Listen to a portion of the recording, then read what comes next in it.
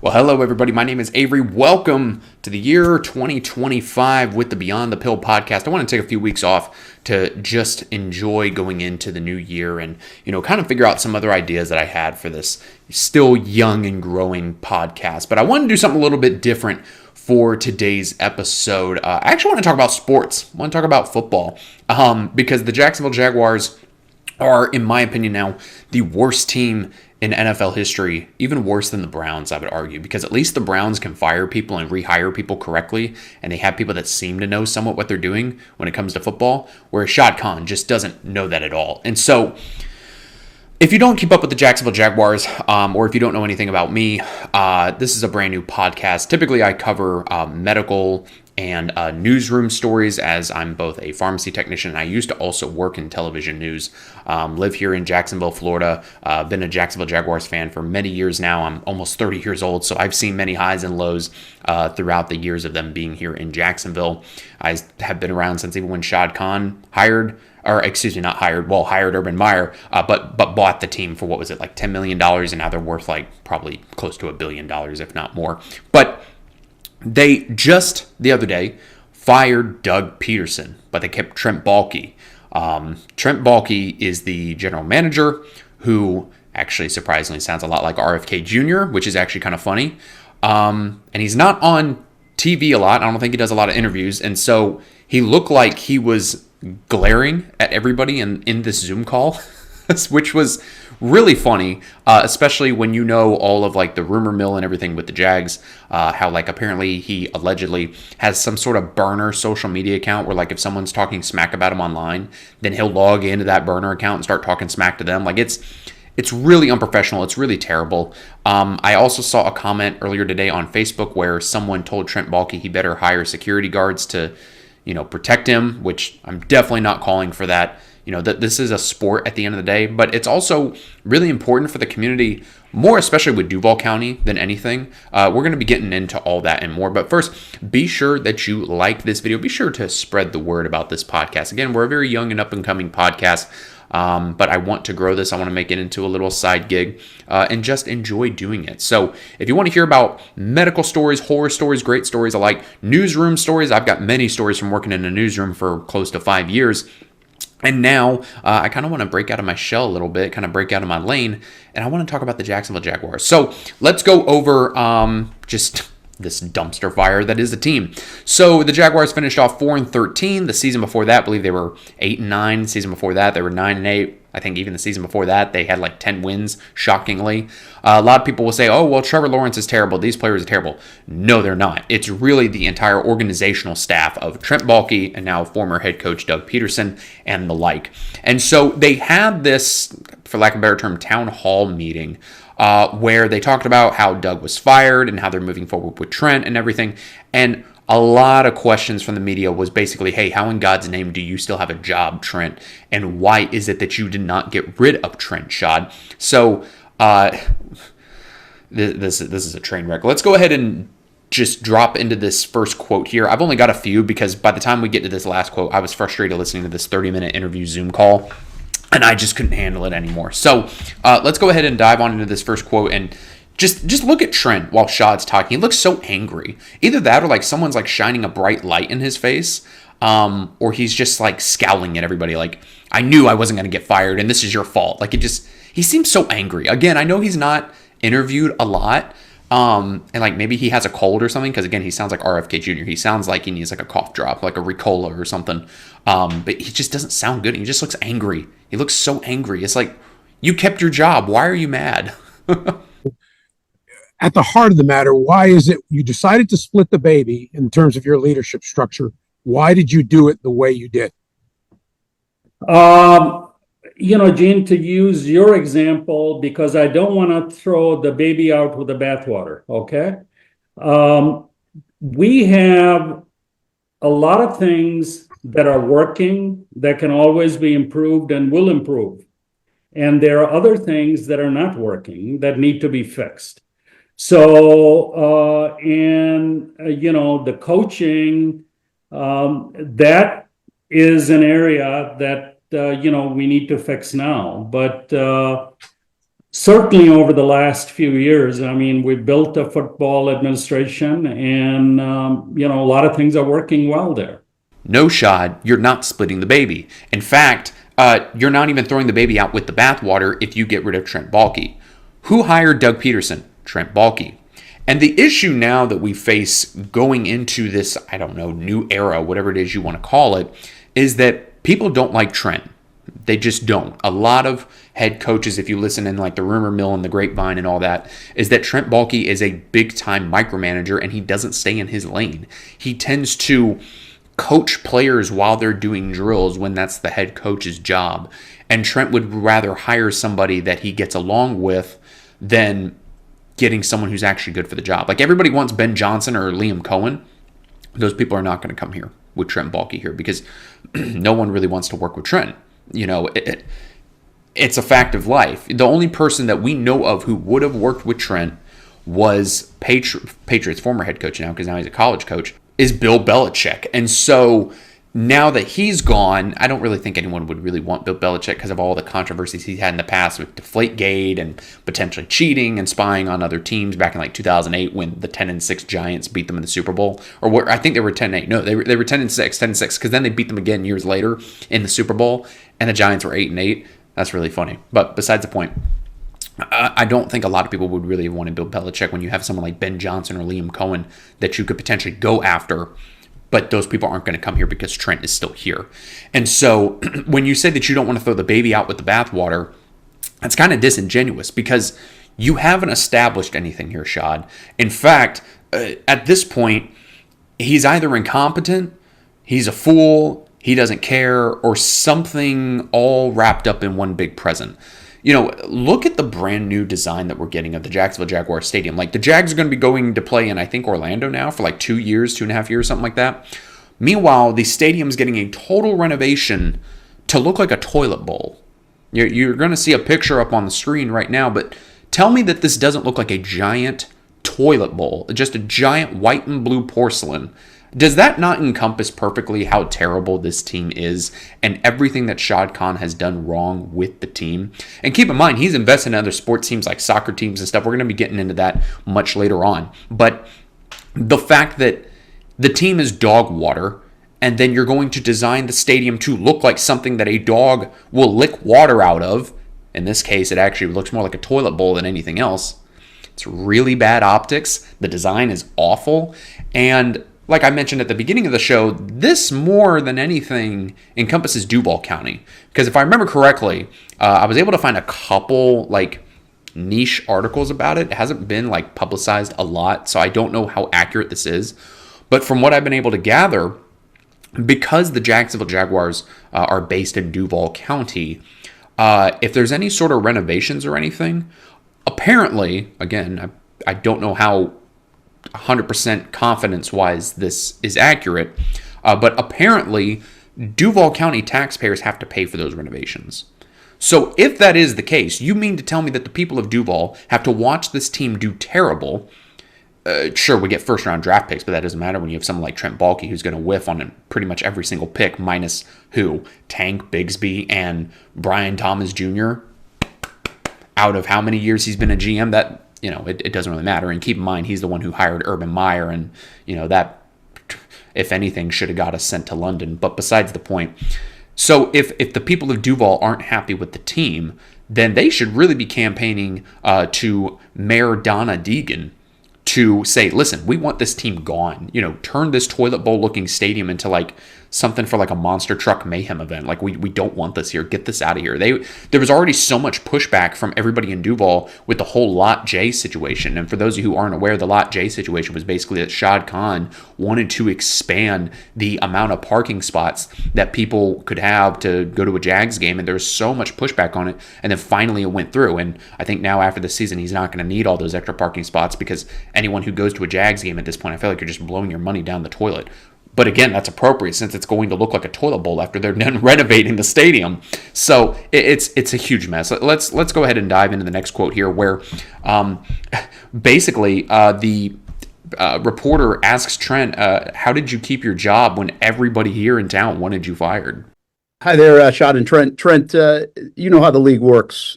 You guys obviously were disappointing this season based on expectations. Are you surprised you're still the general manager of the Jacksonville Jaguars?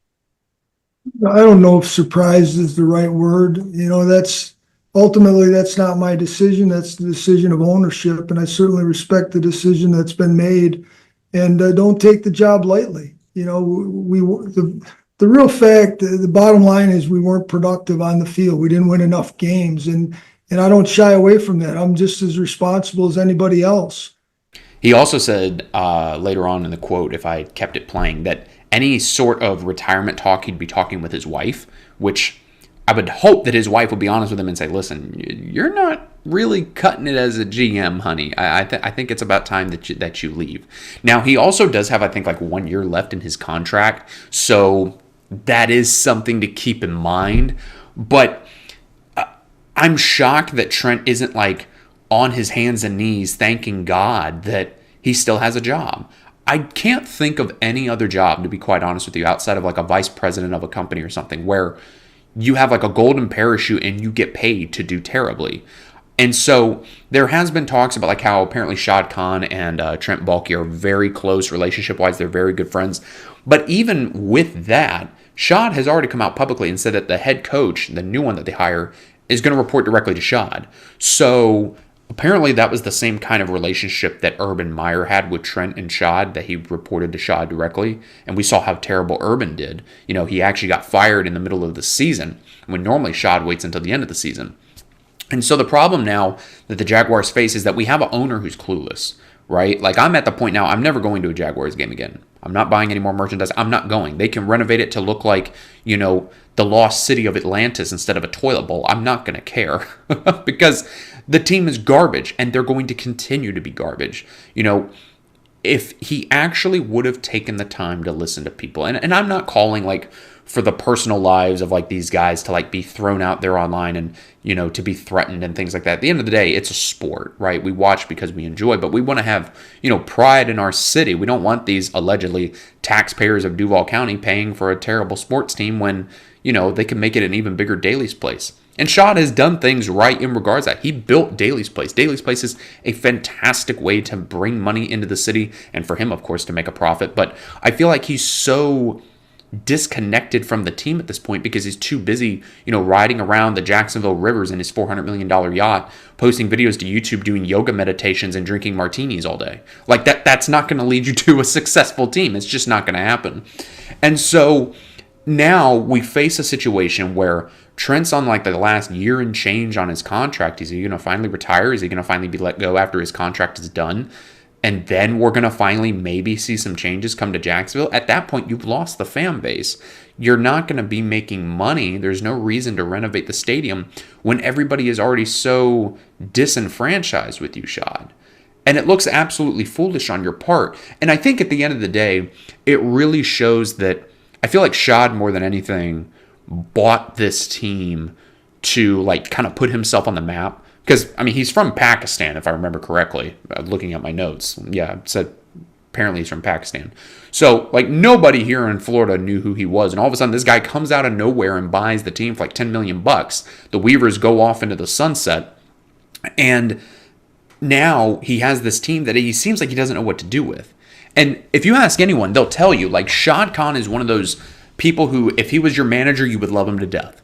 Because he will open up the checkbook and cut you a blank check for whatever it is that you need, and he'll stay out of your way. He's very opposite from a Jerry Jones-like character where Jerry Jones will cry and complain and, bust a binky out of his mouth and everything else and cry to the media about how his team sucks. And then he doesn't change anything. He just, fires people and, throws a dart at the wall to see what sticks. I'm not a Dallas fan, but I just know Jerry Jones cries a lot to the media, and you don't want someone like that, right? Because it just causes a lot of strife and infighting within your organization. And look, I'm no football coach. I'm no self-proclaimed expert, but I know a lot from working in the media. And I can tell you from my time working in Jacksonville, Florida, in the news industry and, media companies as a whole, they're not happy with this. They will put on a smiling face for you, on your podcasts, on your TV shows, on your news stations, whatever the case may be. But behind closed doors, they are like, this guy is garbage at owning this team. And he's not going to fire himself because he's the owner.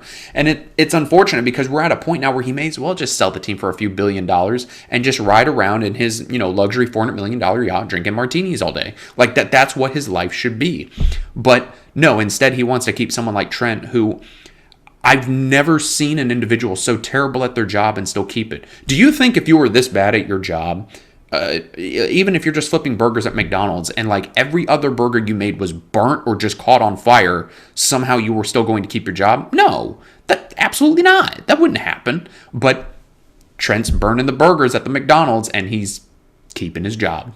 And it's very confusing as to why. Anyway, let's move on over to the third quote here, where basically the person asks, how do you justify saying this is the best year ever? Because remember, you'll recall that at the beginning of the season, Shad Khan came out and said, this is the best team that we've ever assembled. We're going to the Super Bowl. We're going to party, and I'm going to do, yoga on the Super Bowl, field or something. And we got nowhere near that, and it was an absolute dumpster fire. Shad, do you think this, obviously you stood up in front of the team and said this was the best team ever assembled. With your actions today, it looks like you blame Doug and the coaching staff a little bit more for disappointing. Is that fair to say? Well, we're all in this together. Okay. So that includes me, obviously, includes Trent, includes everyone, on the football side. I love how he says we're all in this together. No, you're not. Because as I mentioned before, there's been infighting within the organization. You'll recall that last season when Doug Peterson was firing the offensive, defensive coordinators and stuff, and behind closed doors, they were saying, you're firing all the help. And watch what happened. Last season, they had a better record with those guys, the coordinators and everything, than they did this season when they fired them. So what is happening here? How can you say we're all in this together when it was probably Trent Baalke that told Doug Peterson, you need to fire these coordinators? And I will give Doug the, negative credit where credit is due here. When he came out and said that Press Taylor was the one calling all the plays, he shot himself in the foot on that because he was basically saying, hey guys, I trust Press Taylor to make these calls and to make these plays. And it didn't work because it was what's a PG term I can use here? It was messed up from the start. It was FUBAR from the start. Let's go with that, because if you don't know what that means, then we're good.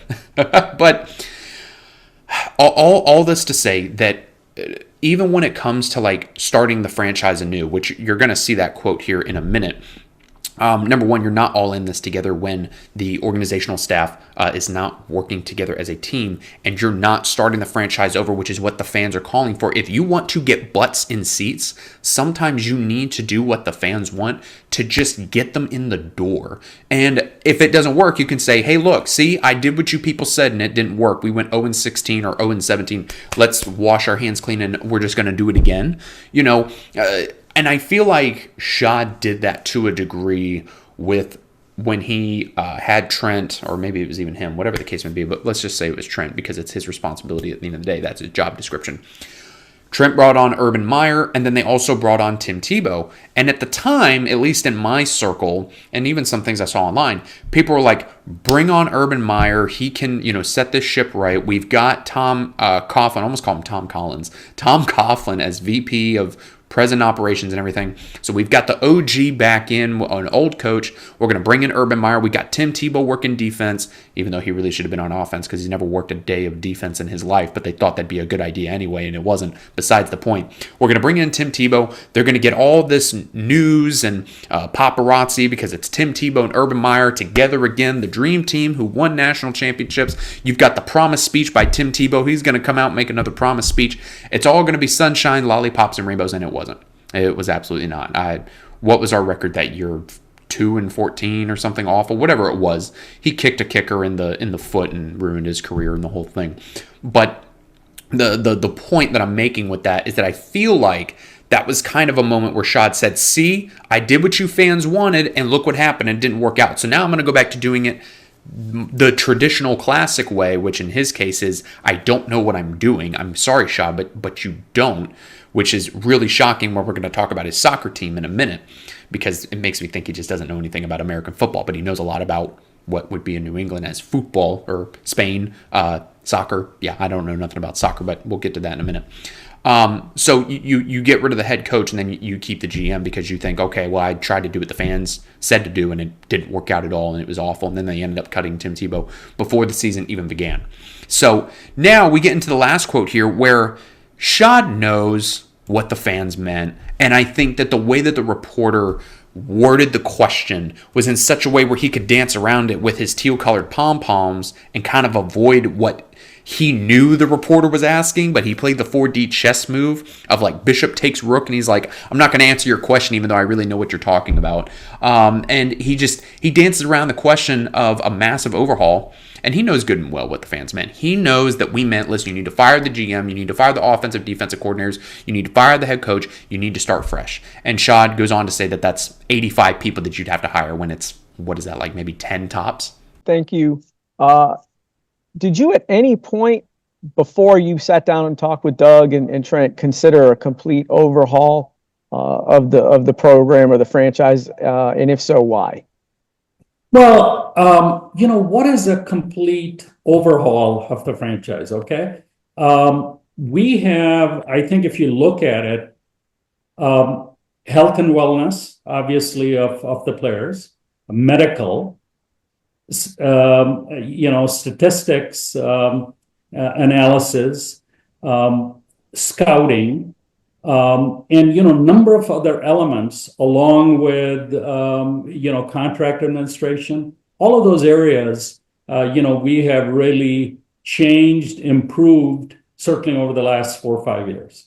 So to change all of that is almost like suicidal. That you've got 85 people working on that side, and you say, I'm going to get rid of them and find 85 new people that are going to be better than that. That's like shooting yourself in the foot. So when he says 85 people here, again, that's not everybody.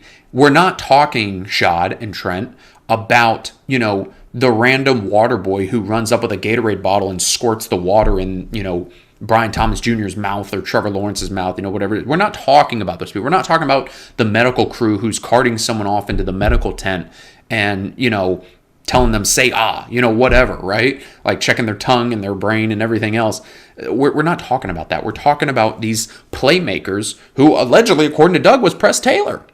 And we're talking about cutting people like that. We're talking about cutting Trent, cutting Doug, cutting all these guys. And he knew that. I really think he did. With as smart of a businessman wise Shad is, he's worth hundreds of millions of dollars. I think he's almost a billionaire at this point. As smart as he is, work entrepreneur wise, he knows good and well what we meant. We didn't mean to fire the water boy and the bench warmers and everything else and the practice squads. We're talking about firing all of these playmakers. And I think that the way that the reporter worded the question was the perfect get out of jail free card for him to say, well, we'd have to get rid of 85 people and you're telling me to go and, shoot ourselves in the foot and hire 85 new people. No. And good and well that that's not what we meant. And so now, at the end of the day, we've looked at these quotes here and we've seen just the damning lies that Shad and Trent are putting out here. And again, this isn't even the whole interview. I pulled, these are like the first 4 quotes from the interview I pulled, because by the time I got to that last quote, I was so aggravated, I just could not take it anymore. But I wanted to do some research into Shad and his investments. And I've known for a while that he's had a soccer team. It's called the Fulham Fulham football club. Their nickname is the Cottagers. They've been around since 1879, 146 years ago, and they were formerly known as the St. Andrews Cricket and Football Club. They're owned by Shad, and they're part of the Premier League, which, again, I don't know anything about football, as they call it in like Spain and everything, but this is soccer. But they're a professional soccer club in Fulham, West London, in England. I'm probably butchering that. But the reason why I want to look them up is because I was like, is this soccer club as terrible as like the NFL Jaguars football team? Or like, does he actually know what he's doing when it comes to them? And it says here on, coming from Wikipedia, Fulham drifted between the second and fourth tiers until being taken over by Mohammed Al Fayed in 1997. They went on to win 2 divisional titles in 3 seasons to reach the Premier League by 2001. And then they won the UEFA Intertoto Cup in 2002. Again, I'm probably butchering that. And were beaten in the 2010 finals of the UEFA Europa League. However, 13 consecutive seasons in the top flight culminated in relegation in 2014. Since that time, the club have moved between the first and second tiers under new owner Shad Khan. Fulham had changed divisions in 5 successive seasons between 2017 to 18 to 2021 to 22, being relegated after winning the 2018 and 2020 EFL Championship playoff finals. They then won the 2021-2022 EFL Championship title, finally settling in the Premier League, where they have played since 2022. This team has more championship wins in the past couple years than the Jaguars have in their entire 30 plus years of being around here in Jacksonville. So clearly, Shad, at least as an owner, knows what he's doing when it comes to soccer, so it seems. Why that doesn't translate to football, I have no idea. And maybe he's trying to use the ideas that he's obtained from owning this soccer team that's been around for 150 years nearly into football, and it just doesn't work. You could even kind of look at how the coaching staff swaps players in and out.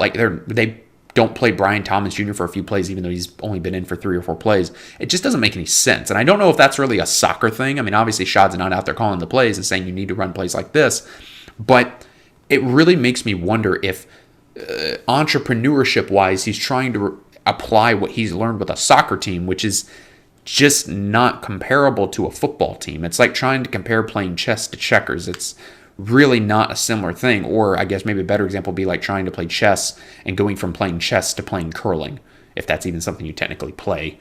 So it doesn't make any sense. It feels like that they just really lied a lot through their teeth. And as a fan for a very long time, it doesn't give me any confidence in the team. And now we're going into yet another draft having the top 5 pick. And we're not a good ball club. And I'm sure some people are going to say, well, Avery, under Trent Baalke, we've had good seasons. We've drafted good players. You're absolutely right. We have. But the picks from Baalke have been inconsistent. Our record has been inconsistent and in the toilet, just like our stadium is soon going to be as someone rides past my house on a bike in this very cold 48-degree weather. And so you're asking me to believe in a team that is more inconsistent than my grades were in high school. I can't get behind that.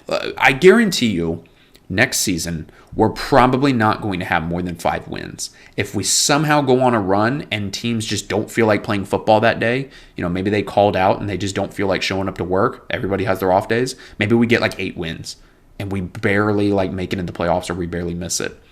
And even then, if you look back at us when we went 10-7 under Blake Bortles wasn't a good quarterback. He just had a good season. But that was with what few passes and plays he made. It was mostly our defense that carried us that season. When you look at when we went, 10-7 under Trevor Lawrence? Again, it was decent, wasn't terrible. But then you look at how after that we just slumped down. 9-8, 8-9, and now 4-13. Our team is very inconsistent. We were not a good 10-7 team. There are teams that get into the playoffs with 10, 11 wins, sure, but they're not necessarily good 10 or 11 win teams. Even now the Bengals head coach is crying and complaining online and on TV and everywhere else that the Chiefs purposefully put in their second stringers and didn't start Patrick Mahomes in the final game of the season because they knew if they lose, it would punch the Bengals out. And he's saying because the Chiefs knew that we could beat them in the playoffs and we were a Super Bowl contender team, which you had 8 wins. You're much more of a contender team than the Jacksonville Jaguars, but any high school team here in Jacksonville, Florida is a better contender team for the Super Bowl than the Jacksonville Jaguars. I mean, they're a laughingstock. So my opinion, to wrap this up, sell them to London, sell them to Brazil, sell them to whoever wants an NFL football team, because I really don't want them here in Jacksonville. I could care less. I'm not going to go to another game so long as you keep Baalke. And I think that's the opinion of a lot of people. And until you change that, the team's not going to change. The team is still going to be garbage. The team is still going to be dog water. You're still going to have these infightings within the organization themselves. And quite honestly, I'm actually kind of happy now that no one wanted to see my resume when I dropped it off at the practice field. Guys, Thanks for listening. Thanks for watching. Let me know what you think about this segment down in the comments below. If you want me to do more sports stuff, I can definitely work that into this podcast. Thanks for watching, and I'll see you in the next video.